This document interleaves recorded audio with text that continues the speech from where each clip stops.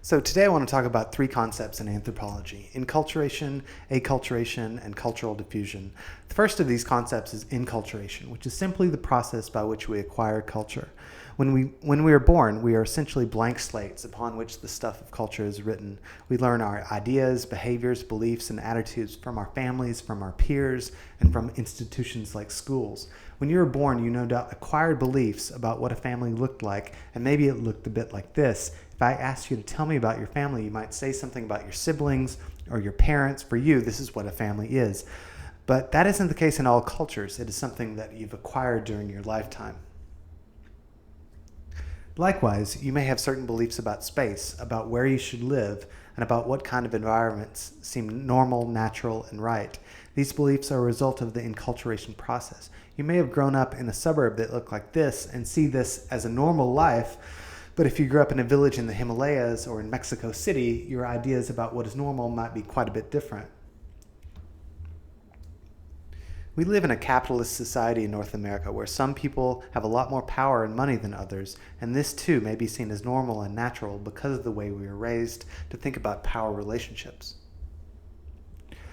If you were born in India 50 or 100 years ago, however, your beliefs about power and social mobility might be quite a bit different. In India, until very recently, the caste that you were born into determined where you might live, what you did for a living, and whom you would marry.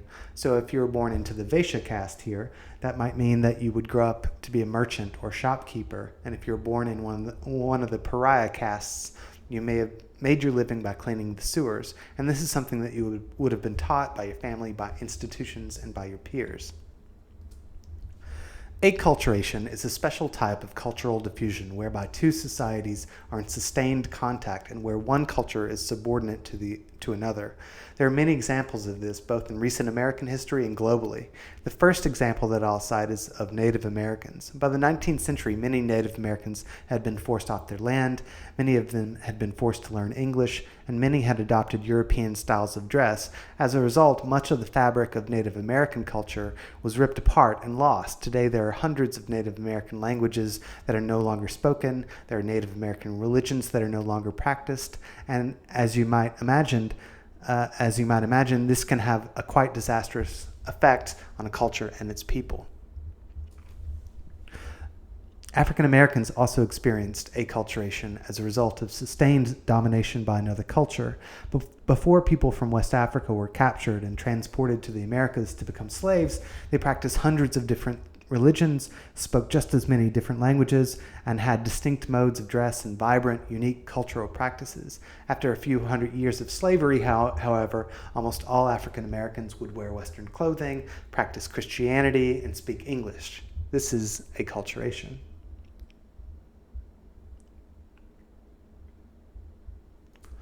It should be said, however, that some of these African religious and cultural beliefs live on, even though we may not always recognize them as such.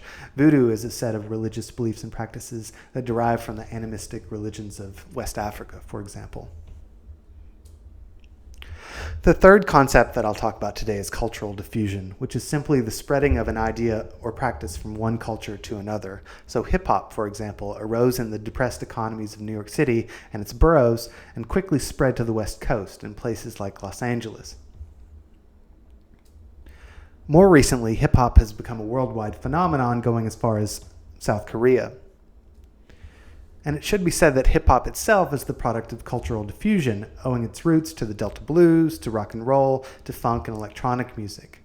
Today, we live in a time where cultural diffusion happens very quickly and where an idea can spread around the world in a matter of minutes, which makes the anthropologist's job that much more complex. So, to wrap up, enculturation is the process by which we acquire culture. Acculturation is the process by which one culture becomes subsumed by another, and cultural diffusion is the transfer of cultural practices from one culture to another.